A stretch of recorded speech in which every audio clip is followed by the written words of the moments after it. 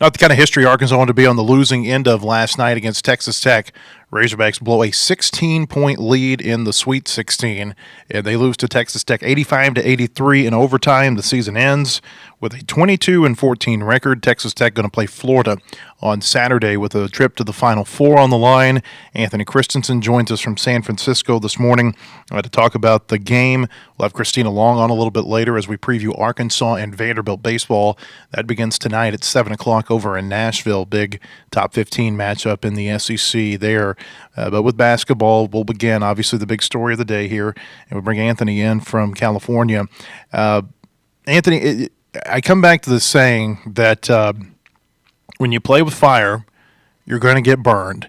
And with Arkansas, they have played that game that they played last night many times this year, and especially over the last 4 weeks of the season. Think about the Texas game at Bud Walton Arena, the Mississippi State game at Bud Walton Arena, South Carolina at the SEC tournament, and there have been other games too. And they figured out a way not to blow it until last night. And you mess around with a really good team like Texas Tech, and you're going to get burned, and that's what happened to them last night. And this pattern, we felt like it was going to catch up with them at some point.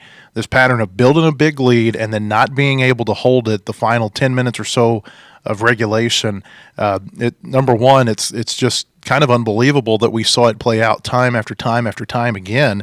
It felt a little bit like Groundhog Day, but you just can't do that against good teams and expect to keep advancing. Yeah, no, and we're not the only ones who made that kind of conclusion. Grant McCaslin did too, the Texas Tech coach. He talked about how over the course of watching Arkansas and scouting Arkansas, he had seen Arkansas build up these big leads and kind of watch them dwindle away. So that was something that Texas Tech obviously knew about and had game planned for. He was talking after the game that he was telling his team, like, this is where we want them to be. We know we're going to come back in this game. We know we're still going to be in with a fighting chance. Just got to be patient. And they were, to their credit, and they did really well. I mean, Christian Anderson, freshman, stepping up in huge moments. Elijah Hawkins didn't have a great shooting night, but then had hit the shots he needed to in the end. But yeah, I mean, I think the stat is, I think it was 6 of their last 9 games they had a double-digit lead in the second half, and then ended up trailing at some point in that game. Mm-hmm. And the other thing about that is they won most, if not all, of those games. I don't remember exactly. So forgive me if I'm getting my figures incorrect. I think I read that they had won all of the games. Like they had not blown a double-digit lead and lost until last night, at least during that stretch. Yeah. My mind is a little fuzzy at the moment, but we're good. But yeah, that's the thing. I mean, we've seen them do it before and come out on the right side, but this time, obviously, Texas Tech is what it is. When you got an All-American on your roster, that's going to be something that you got to watch out for. I mean, JT Toppin I thought was really good, and they got burned, like you said. You play with the fire, you're going to get burned eventually, and they did. But it was a great game of basketball. I don't know. It was great cinema. In some of those other games, you could, or at least I felt like you could feel the run coming from the opponent. You could feel it coming against Texas. I thought you could feel it coming against Mississippi State, just because of the way that they were playing offensively in the second half of those games. I didn't feel it coming last night against Texas Tech. When Arkansas went up 16 on one of those occasions, I made a comment to my son. I said, I feel like they're about to blow them out. Because Texas Tech offensively, they had no rhythm. They had nothing up until the last 10 minutes or so of the game. I think they were at like 45 points with 10 minutes left in regulation. And so for them to turn it on the way they did, with the way they had struggled to shoot the ball, that really surprised me last night, because it felt a little bit different than some of those other games where they left the door open for the team to come back and win it. And even it felt like Texas Tech made that final push in regulation really quick last night. It went from 69 to 61 to 72 all in a hurry. And I don't know, it's just it felt different than some of those other games. What do you think happened for Arkansas last night to blow the lead the way they did? First off, I think it was a great coaching job by Grant McCasland. I think, I'm not breaking any news here by saying I think he's one of the best up and coming coaches in the country. He's been phenomenal. I mean, you look at the way they were working off a screen. Some of their out of bounds plays were spectacular. Especially, I don't remember if this was to cut into the lead or to tie the game or even take the lead, but one of their baseline out of bounds plays to get Christian, a shot, a good look was just outstanding. Just the way he drew up some stuff was just impressive. And then you also have the rebounding margin, right? I mean, 22 offensive rebounds. I know Arkansas gave up 28 offensive rebounds against St. John's and still won the game. But more often than not, if you're giving up that many offensive rebounds, you're not going to win the game. And then you also have to take into consideration some of the shot selection, I think, for Arkansas as well. I think there was, I don't remember the exact point in the game that it was, but Arkansas missed a three-pointer, grabbed the rebound, kicked it out, and then immediately took another three and missed with a fresh shot clock later on in the game. I know for sure. I don't remember exactly when, but I know it was later on in the game. And when you have a lead in that situation, you want to burn some of that clock. So that was part of it, and you could see the frustration in John Calipari's face when that happened, because he knows that's you're giving Texas Tech some clock. You're giving Texas Tech more of a chance. But I tend to want to give people credit more than I want to begrudge or anything like that. So I think it was just a phenomenal coaching job by Grant McCasland for sure.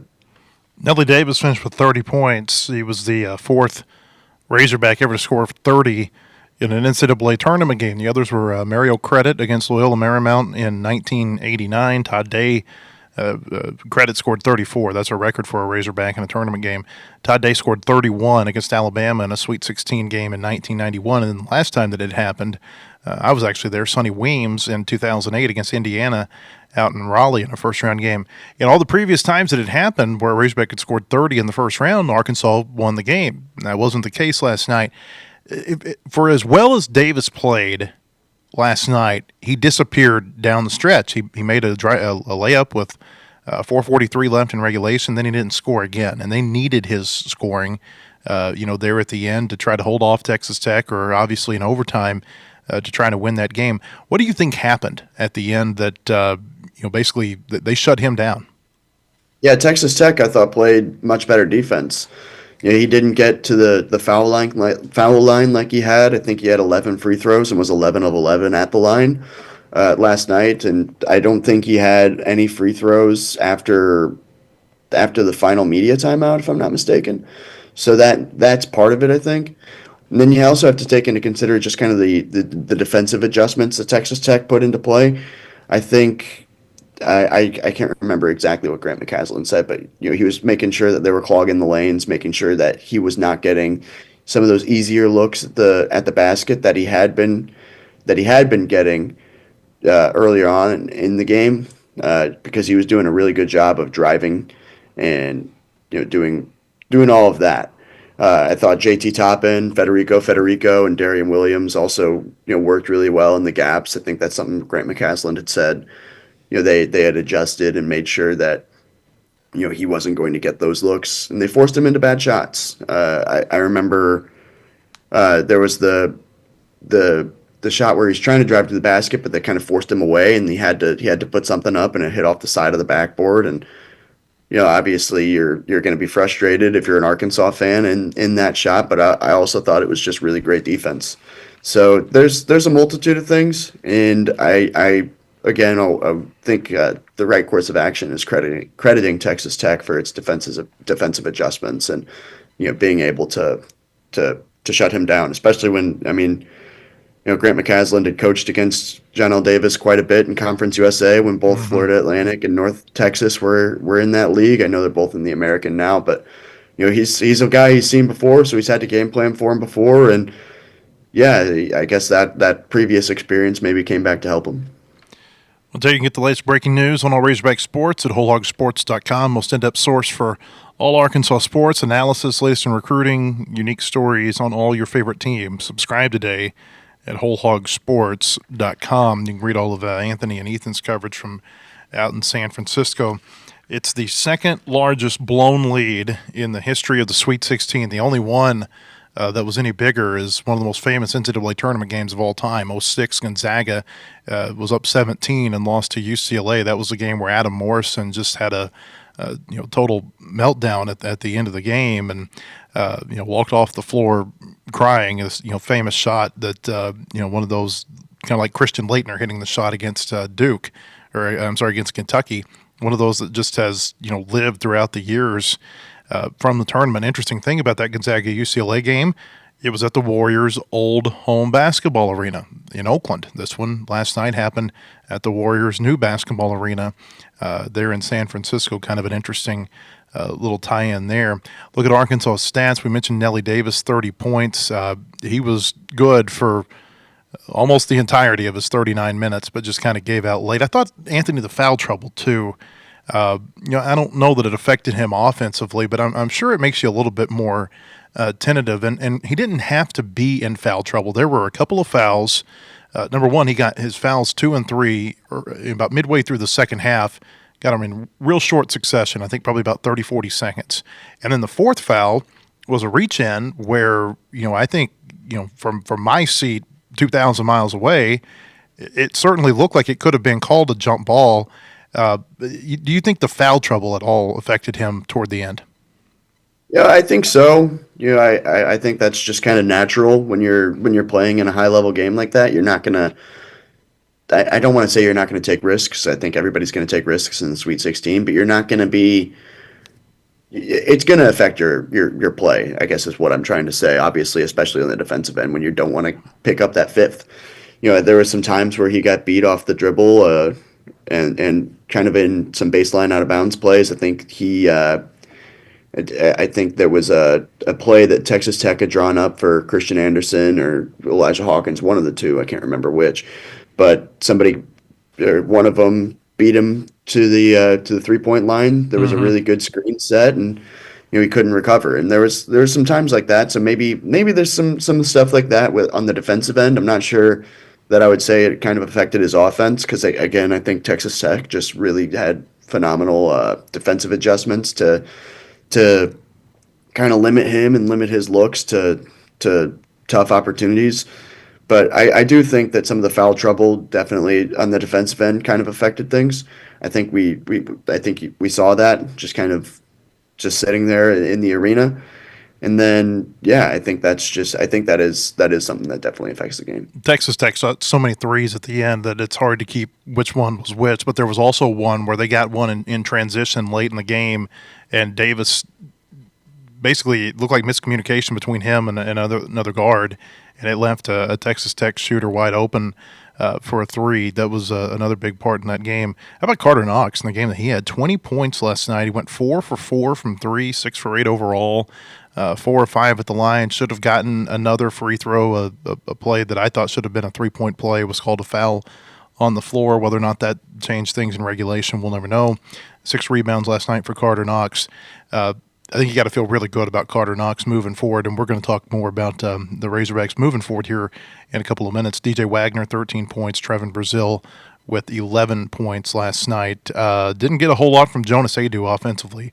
6 points. He gave him 9 rebounds. I thought he played really well defensively on JT Toppin for a good portion of that game.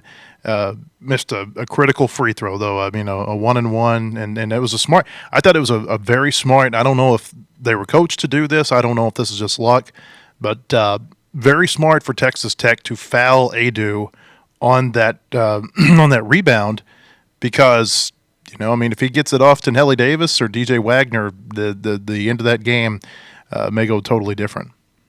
Yeah, no, for sure. And going back to Carter Knox, I thought he was phenomenal. I think he's really grown quite a bit throughout the whole season, and it'll be interesting to see whether or not he wants to test those NBA draft waters. I know we're gonna get more into big picture stuff later on, but he was really good. I mean, he had, like you said, 4 for 4 for 3. One of those was in the first half. He had hit his first 2, and one was a super deep heat check. And I was like, oh man, what's he doing here? And then he hits it, and I was like, oh, he's on it. But no, he was really good, and I I commend him and the coaching staff for the growth he's made throughout the season, especially later on. I think it was like midway through SEC play, when he kind of was inserted into the starting lineup. He just kind of took off from there and was really good. You mentioned Jonas Adu's defense. I thought he did do a good job on JT Toppin. The front end of the one-on-one is obviously tough because then Texas Tech goes down on the other end and ties the game.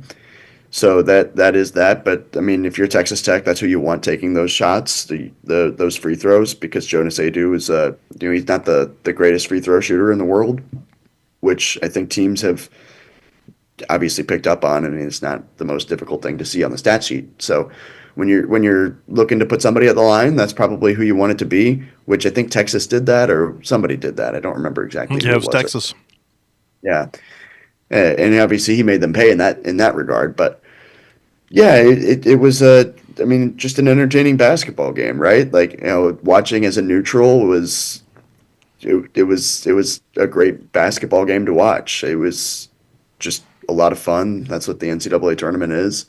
But yeah, I mean, there was certainly some good individual moments for sure. And if Arkansas can keep some of those guys, which I know we're going to get back to in a later segment, I think that would be certainly something to build on. Arkansas missed out on an all-SEC final. It was a good night for the SEC other than what happened to the Razorbacks. Alabama, what a performance last night against BYU, hitting 25 threes and winning that game. They'll play Duke in the Elite Eight. Excuse me, I have to interject here. Alabama could have made 0 2-pointers and still won that game. That's amazing. It's incredible. Yeah, I've never seen anything like that. But Alabama's going to play Duke in the Elite Eight tomorrow. Florida is going to play Texas Tech in the Elite Eight tomorrow. We get 4 SEC teams in action tonight. You've got an All-SEC Sweet 16 game between Tennessee and Kentucky. Kind of interesting, Tennessee the higher seed, but Kentucky beat Tennessee twice during the regular season. So, they say it's hard to beat a team 3 times in a season. We'll see if Tennessee can end Kentucky's season tonight. And then on the other side, you get an Auburn-Michigan game tonight, and you've got an Ole Miss-Michigan State game tonight. Still the potential for an All-SEC Elite Eight in that region in Atlanta, and there's still the potential. The SEC is going to have teams in at least 3 of the Elite Eight games.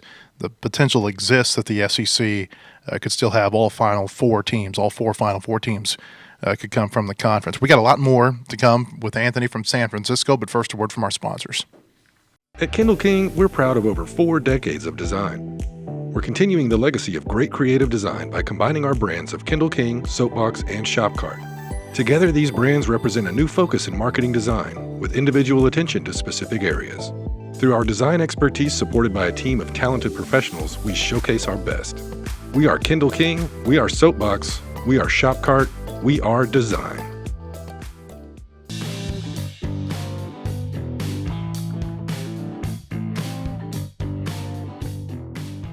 Hey, welcome back. I want to tell you about our friends at Bentonville Glass. They have been serving their community since 1971. Committed, professional, versatile.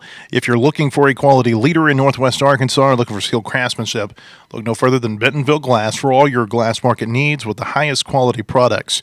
Come by and see them now at 507 South Main in Bentonville or online at bentonvilleglass.com. John Calipari lost for just the 4th time in the Sweet 16 last night.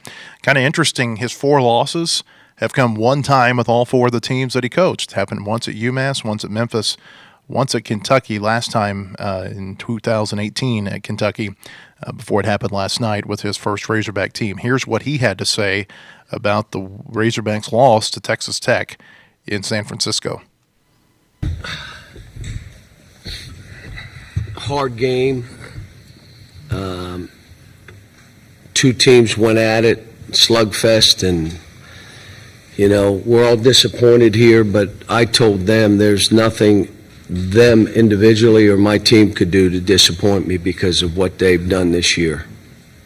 So proud of them and proud of these 2, but I'm proud of all the guys.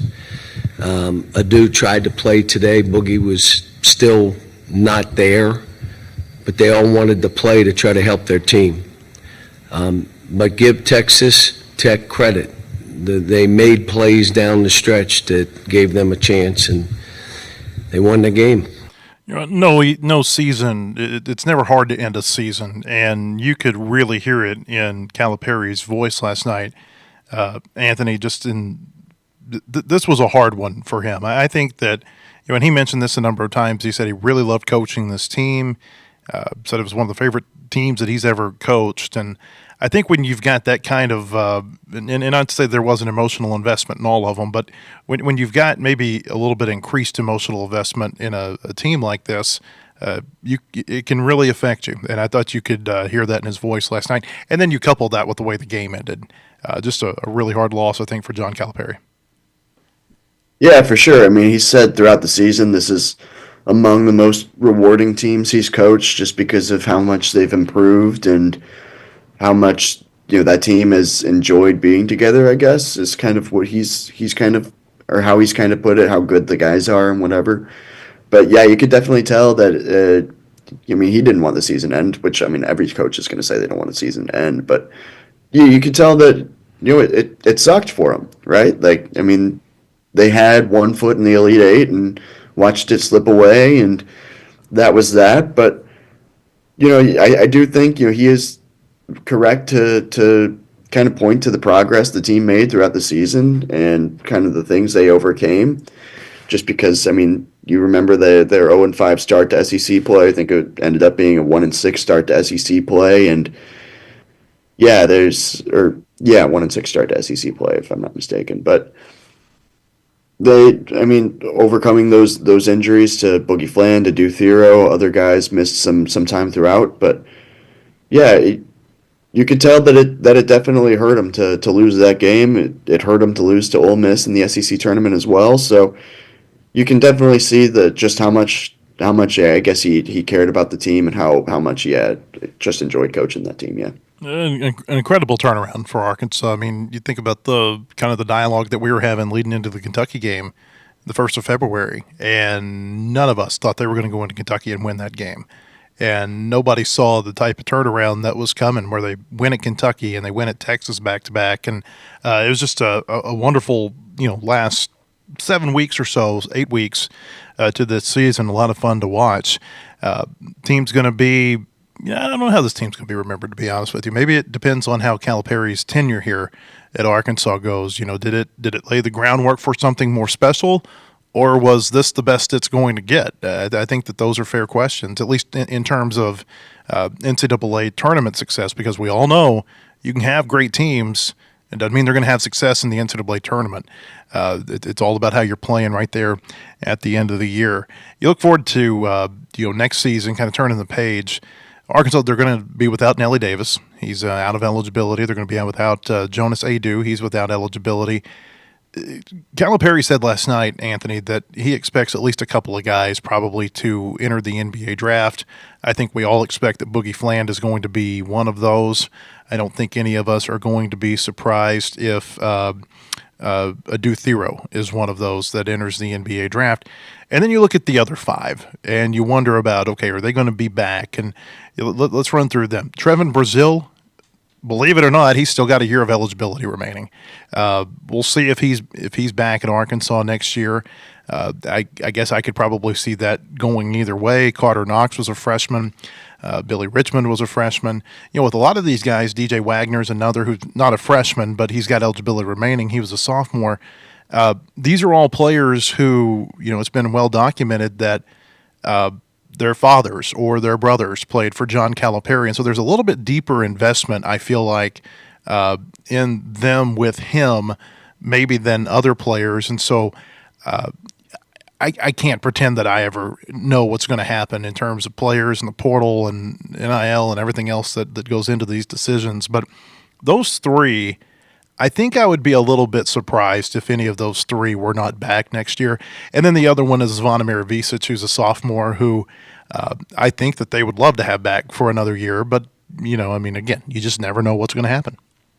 Yeah, no, it's like you said, can't even try to predict anything with regard to the transfer portal or NIL or anything like that, just because it is such a just an unpredictable thing, right? You don't expect one person to enter their name into the portal, and then they do, and that's that. Sometimes they go back to the team they were just at. Sometimes they don't. Sometimes they go to a rival, and it's. I'm not saying that's what's going to happen by any means, but it's an interesting thing to look at. You don't really know who is going to be back. Like he said last night, he expects to have some guys enter the draft, which I think he's always going to expect that just because of his track record of getting guys into the NBA. And you would expect to certainly lose some guys to the portal. Every team basically loses guys to the portal. I think last season there was only 4 teams that didn't lose anybody to the portal, which is just kind of puts into perspective just how wild the portal gets. But it'll be interesting to see where they go. Do they want to go for more depth this year than they had, or do they stick with this get 9 guys for a rotation and see where it goes kind of method? Or where does that all go? How do they build the roster? How do they build the staff? Does another staff member go and get another job? Because John Calipari's talked about how his guys are capable of going and getting head coaching jobs. Is that something that's going to happen? Just because it is kind of getting late in the cycle, there's a lot of interesting things to monitor for sure. And just thinking about what the roster would look like for next season, when you think about the freshmen they've got coming in, Malik Thomas and Darius Acuff and Isaiah Sealy, all high level guys. So, and then they've got the Kareem Rattel also, who is reportedly committed as well. So there's those guys coming in. How do they build around the guys they want to bring back and those guys? And it'll be fascinating to watch. They've also they still got a high school senior kind of on the line, right? One of the Yeah, so do they bring him in? Does he go elsewhere? It'll be that's another thing on the line, is, or not on the line, like it's like this pressing issue, or maybe it is, but that'll be another thing to watch. It is Nate Ament's recruitment, just to see where he ends up. I think his final schools are Arkansas, Kentucky, Louisville, and I can't remember. I think there's another one in there as well. I can't remember off the top of my head which it is, but that'll be another one to watch, just because how many freshmen do you want to bring in is another question. So, and he's kind of said throughout, like, you can't bring in 7-8 freshmen. You can bring in 3 or 4. He's got 3 right now, so it'll be interesting to monitor that one as well. Nate Ament's final 5: Arkansas, Duke, Louisville, Kentucky, and Tennessee.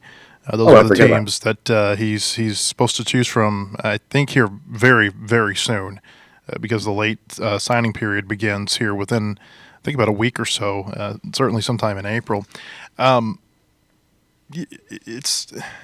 think what we probably know about next year is that they're going to have more than 9 rotation players. I think that that was something that even here at the end of the year, even though they had Thero available, they had Fland available, it still kind of bit them a little bit. I mean, you heard Calipari say after the game last night that Boogie, he played, but he wasn't, he wasn't 100% back to the Boogie that they had, say, in like December. Thero, we all saw it last night. I mean, it was a ton of rust.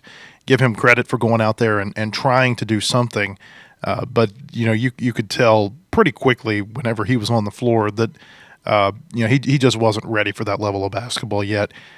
I think that when you look at the entire Calipari first year, we're almost at the 1-year anniversary of him being hired, and so now the season's over. You go back and you look at everything that went into this season. I think the one glaring mistake I think that they made was that they just did not have enough rotation players, and I don't know if they would have gone any further in the tournament had they had, say, 10 or 11 players.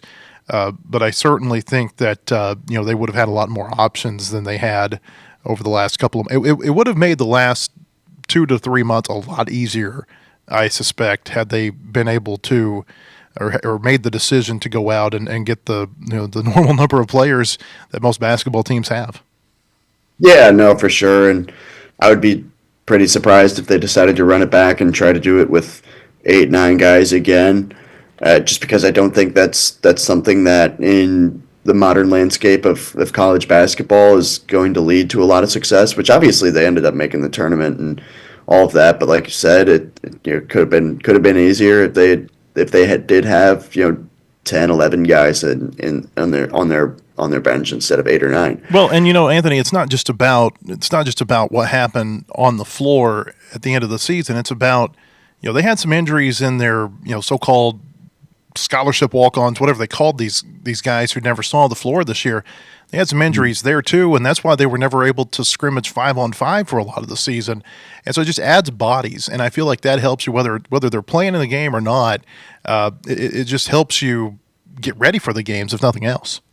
Yeah, for sure. I think there were different periods of time where Melo Sanchez was out. I think Casimir Chavis was out for a period of time as well. So Lawson Blake had an Achilles. I mean, it was a number of those players. Yeah, so there is that, and that obviously is difficult. So, do you want to get those extra bodies? I'm sure that'll be a big conversation point, and I'd be pretty surprised if they didn't try to get those guys in. So that's going to be something to watch, definitely. Next year, what we know about the schedule next season, I should say, we know they're going to play Baylor in Chicago on Thanksgiving Day. I'm sorry, Duke in Chicago on Thanksgiving Day. Baylor's coming to Fayetteville at some point next season, and we know that Arkansas is going to get a home game as part of the SEC ACC Challenge. I would suspect there's another, high-profile game or two in there too for John Calipari in this group. But now we have to kind of sit and wait, and there's disappointment for the team, for the fans, that the season has ended. But I also think that this period now that's coming up of April and May, there's a feeling of great anticipation in terms of, okay, now you get to see how this roster is going to get built and how things are going to play out a little bit leading up to next year. Yeah, for sure. And it's an exciting period for sure because you don't know who you're going to bring in through the portal. I think remembering last season, just kind of the excitement people felt when John L. Davis committed or Jonas Adu committed. So that makes for some fun times, makes for some off-season content, things for me to do. So that's always a good time. But yeah, it's going to be interesting to see how everything kind of comes together. Like you said, I'm sure they're going to have probably at least one more high-profile non-conference game, probably at a neutral site. That'll be interesting and fun to monitor. And the portal and Nate Immense recruitment, stuff like that will be interesting to see where they go. What kind of roster do they want to build? What kind of style of play do they want to run? Obviously, I know John Calipari is kind of he runs his style of play, and that's kind of what he recruits to, which he's obviously had a ton of success with that. So there's that. It'll be interesting to see who he brings in to kind of, I guess, mold to a roster that plays in that way. So there's going to be a lot of news. I mean, basketball season never ends nowadays, so it's fun to follow, and I'm looking forward to covering it. That's for sure. And one more note on scheduling. Remember, Calipari also said earlier this year, he said, I think I'd kind of like to play a game in New York at Madison Square Garden every year, and I think he said that he'd like to play a game in Dallas every year at American Airlines Center. So the schedule should be kind of interesting to see how that falls into place next year as well. Anthony, appreciate your time. Have a safe trip home from San Francisco. When we come back, Christina Long is going to join me here in studio. We'll talk Razorback baseball, but first a word from our sponsors. At Kindle King, we're proud of over 4 decades of design. We're continuing the legacy of great creative design by combining our brands of Kindle King, Soapbox, and Shopcart. Together, these brands represent a new focus in marketing design with individual attention to specific areas. Through our design expertise supported by a team of talented professionals, we showcase our best. We are Kindle King, we are Soapbox, we are Shopcart, we are design.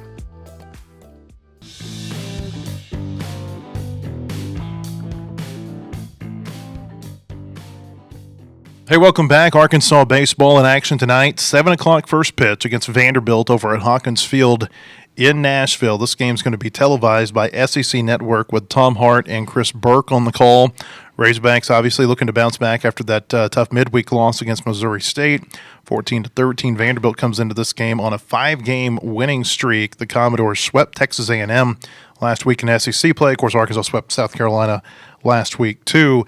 Really, what this Christina, what this matchup I think comes down to is you've got the unstoppable force, the Razorback lineup, and the immovable object, the Vanderbilt pitching staff. I mean, you look at the offensive and pitching categories, Arkansas is all over the top 10 offensive, Vanderbilt's all over the top 10 pitching. This is a really intriguing matchup to me to see how, okay, Arkansas, they've played a couple of teams that I don't know that they got great pitching. Now they're going to play a team that's got the pitching on the road in their ballpark, a place that teams really have a lot of trouble winning. How are they going to be able to perform against this Vanderbilt pitching staff? I feel like over the next 3 days, we're going to learn a lot about this Razorback baseball team that we probably don't know yet because this is the best team they've seen. Yeah, I think you're right. I think with the way that they started their SEC schedule, it kind of made it to where they could get started kind of on the right foot. That was something we talked about before those series, and they did that. They took care of that business. But I think you're right that this is, such an interesting matchup and will teach us so much about this lineup. And I think, if it doesn't go the way that it's gone in the last few weeks with so much offense, then I do think there's going to be a lot of anxiety about that. But I also think that the thing to remember will be that this is one of the better pitching staffs they're going to face. And one thing I noticed just looking at, your kind of rundown of the game was how similar some of the pitching stats have been so far between Arkansas and Vanderbilt starters. Their numbers are almost identical. Well, and it's that way, especially tonight. And even to the point that it's a couple of junior left-handers in this game tonight. Of course, Zach Root's going to start for Arkansas. Vanderbilt's going to start a left-hander, J.D. Thompson. And, to Christina's point about the stats, Root, a 4.02 ERA. Thompson, a 4.06. Root, a 1.18 whip. Thompson, a 1.03 whip. Even down to Root's thrown 31 in the third innings. Thompson's thrown 31 innings. Yeah. Very, very interesting. Almost identical. So, yeah, I think the pitching matchup tonight will be really interesting to watch. But, yeah, I mean, I think as far as the offense goes, there's been so much excitement about this offense. And, I was talking on the radio the other day about how, and we've talked on the podcast before about how the offense after last season, the offense was kind of the biggest question coming into this season because it was how much better is it going to be? What is it going to be like? And it's been so much better, I think, than a lot of people thought. I mean, I didn't think it was going to be bad. I thought they would maybe get some improvement after they really kind of went into this season. They attacked the offseason and went out to get kind of the pieces that they felt like they were missing in the lineup. And I think they've done that. But I think you're right that in terms of the talent they're going to face, this is going to be the first real test. Hawkins Field in Nashville. It's an interesting place to play. If you've never been there, I'll try to explain it to you a little bit. Number one, it's an all-turf field. I believe it's one of only two, well, actually three now, because Georgia just went to a turf field. But did they? I think it's only there's only three all-turf fields, at least out of the 14 teams that were in the conference last year. Oh, yeah. I don't know what Texas and OU have. Yeah. I should have looked that up a little bit, but. The point being, there's not a lot of. Texas I know Texas at one point they were all turf, and that was, something they were quite proud of. But the point being, there's not a lot of all turf fields in the SEC, and Vanderbilt's got one of them. You play on turf; it's different than playing on dirt. There's no doubt about that. Other things that make Vanderbilt Stadium unique: you've got the Green Monster in left field. It's a 35-foot wall in left. That's it's supposed to be, I guess, a replica of the Fenway Monster in Boston. That's something you see that at Vanderbilt, you see that at Auburn. And then really the thing that makes it real unique, maybe outside of the Whistlers, is the fact that it's built into the side of their football stadium. Which is crazy. It's really strange. It's so down the right field first baseline, there are no concourses. You walk in, you walk to your seat, and that's that. There's a little, just a little walkway to get you up to your seats. You go down the left field third baseline, and it shares a concourse with the football stadium. So, I mean, you can literally take a right and go out to the baseball field, or you can take a left and go out and look at the football stadium. Do they rope it off at all, or can you just kind of sure. wander the football stadium if you get into the baseball game? You probably can. I would. Although right now, I'm sure they have some stuff with the construction that they've had going on. I'm sure when I was there, safety precautions. Yeah, when I was there 2 years ago, it was, and they've totally changed that area too. There was a little street that used to run back behind the football and the baseball stadium that they've totally, it's not a street anymore because they're building onto that street. I think they're building some sort of football operations complex or something right there. And so that's changed. But yeah, it's very weird because they share a concourse. And so when you go to the restroom, you're going to a restroom in the football stadium. That's so funny. When you get concessions, you are getting concessions from a football concession stand. It's unlike any place that I know of that exists in college baseball. But you know what? Vanderbilt's really good there. They're 16-0 at home. They've got a 17-game home win streak going back to last season. And it's been 15 years since Arkansas won there. Only 3 ballparks in the SEC where Arkansas has not won in the last 15. The other 2 are Texas and Oklahoma, where they haven't played an SEC game in the last 15 years. Dave Van Horn, I asked him earlier this week about what makes Vanderbilt's baseball stadium just such a tough place for opponents to play. And this is what the Razorbacks coach had to say. There's no foul territory. The benches are not too far from the fair foul lines, and different background, but it's still baseball field. Just got to get used to it a little bit. But the surface is quick. It's all turf, and they play their style of ball, and they really do it well at home. Arkansas went to Nashville yesterday, went through a workout last night on their field. And you know, a coach that's as detail-oriented as Van Horn is, I mean, they're out there, they're hitting balls off that monster. Hey, here's how you read a ball off the left field wall. They're hitting them high hoppers in the infield. Hey, here's how the ball bounces on this turf. It's so important to get in there the day before. But even at that, there's such a advantage to a team that plays all their games there, that they practice there. That's where they're practicing. That's where they play fall ball. It's just, I think you see that in how good Vanderbilt's been at home. They know all the quirkiness of that ballpark. Yeah, I think especially when you're talking about an all-turf field that's so different than what Arkansas is used to playing on. It reminds me of the conversation I had with the track coaches about their first road meet being at the SEC championships. And, track is different because the surfaces can all vary so much. And so, track is a sport where it matters a lot, the facility. And so if you're not, Texas A&M has a brand new facility. So they were in a brand new building and they didn't know anything about it. And it was hard to kind of adjust. So it reminds me a little bit of that where, anytime you go on the road, it's hard. There's always home field advantage. But I think when you're dealing with something like that where the facility is different and the surfaces are different, it can change so much for you. I've talked to coaches too who said, and you actually heard Dave say that a little bit in his soundbite, but that they recruit a type of athlete that the field, it's weird. It's like they recruit a type of athlete that is made for that type of surface. Like an Enrique Bradfield is one that I think of. I mean, think about how many infield hits that guy had because of his speed and the way, that he hit, those little hoppers. And obviously he has the stolen base record at Vanderbilt, maybe for the SEC too. I can't remember for sure, but, obviously was just an elite player there for them. They just, and Corbin's done a great job there. There's a reason he's won 2 national championships and lost in the title game 2 other times. I mean, he really knows what he's doing. And this is this is a tough place to play. And I think we're talking with Andrew Harris about this yesterday a little bit. I think it sneaks up on people how tough Vanderbilt is to play because you get in there, it's like, well, there's only 3,700 seats. This isn't Dudy Noble. This isn't Alex Box. This isn't Baum. But it's not about all the people in the seats sometimes. Yeah, it's interesting. I remember you telling me about kind of this stadium setup last year. I didn't really know anything about it. I've never been out there. I've never actually really been to Nashville besides driving through. And I remember you telling me about it, and I was so surprised about the concourse aspect. And so I would love to see a game there. Just A, because of how strange the stadium is, and B, because I do think it is a cool environment despite the smaller capacity. And so I'd be interested what it's like to go to a game there. It's interesting. Yeah. Do you like whistling? Not particularly. Well, I don't know if you'd like it too much. My dad is going to a Vanderbilt game at some point this year, and he was like, he's going to Nashville for an event, and part of it is to go to a Vanderbilt game. And he's like, I don't even know if I can go because I don't know if I can sit through the whistling. He's like, I don't know if I can. And there's 2 of them.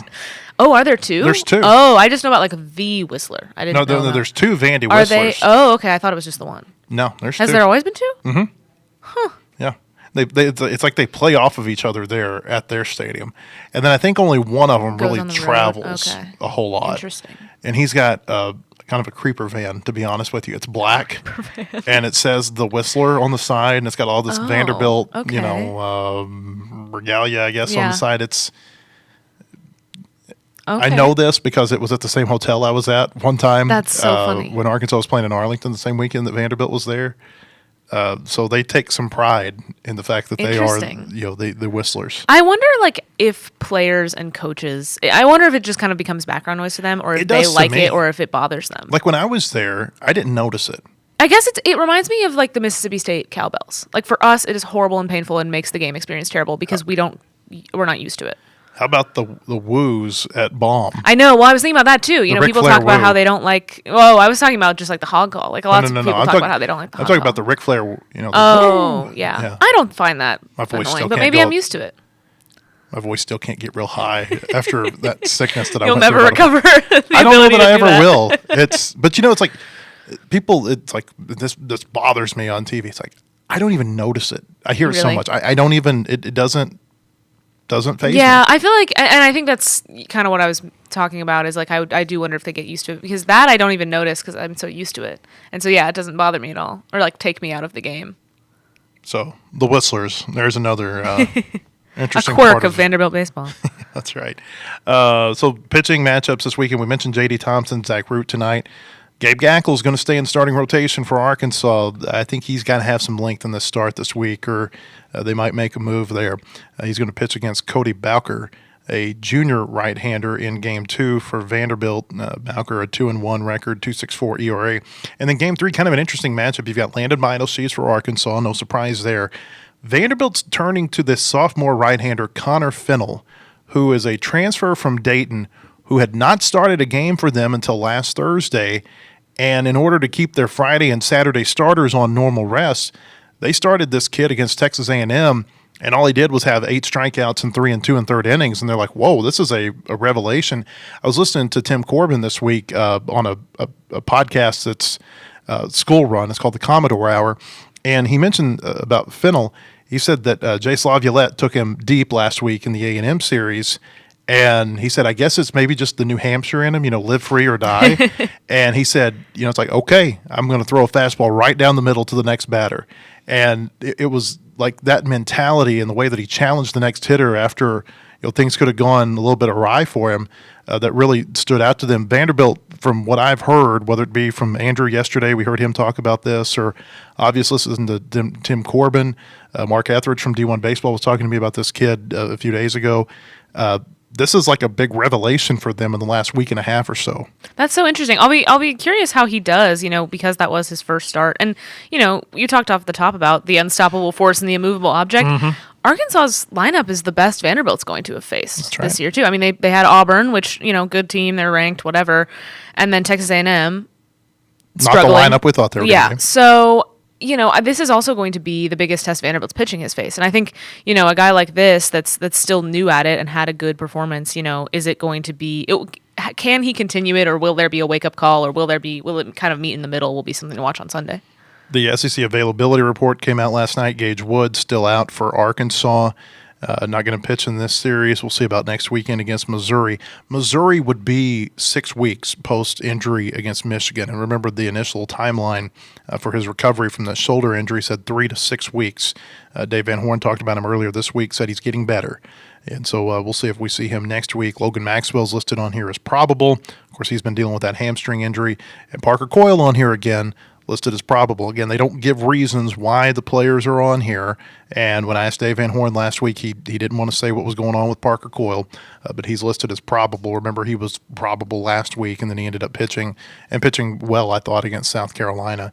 The availability reports, they've added a new wrinkle to how we have to cover. It's a new wrinkle for both sides. I mean, it's now we have to say, okay, this exists, and I think for the coaches, it's a wrinkle for them too. Like, hey, you don't have to put what the injury is, but you want to be, based on the way the rules are written, you have to be pretty forthcoming about this. It's a weird dynamic. I really wish if they were going to have an availability report, let's just make it a true injury report and say shoulder, back, knee, whatever, wrist, but baby steps, I guess, to get to that point. I'm sure that's coming. It's just there's probably going to have to be a lot of give and pull until you get to that point. Yeah, and I think different coaches have different approaches to how they talk about it when they're asked, because we get the availability report, and I think in some of their minds, including Dave Van Horn, the idea is, okay, now that we have these availability reports, now I don't have to answer questions about injuries. And it's like, actually, no, it makes it almost even more for us to, because we know there's some kind of issue and we want to know what it is. They do not have to tell us. It is their decision whether or not they want to share it. But I do feel like whenever you say, I'm not going to tell you, it kind of creates the idea that maybe it's more severe and they don't want to reveal how severe it is. And then you get worried. And then Parker Coyle ends up pitching anyway, and it's fine. Yeah. I mean, so it's so kind of an odd dynamic, and every coach handles it differently. I don't want to say what's going on with Parker Coyle because I was told it in confidence Sure. to where, I don't want you to report this. And so I'm going to not burn the people who have told me about this.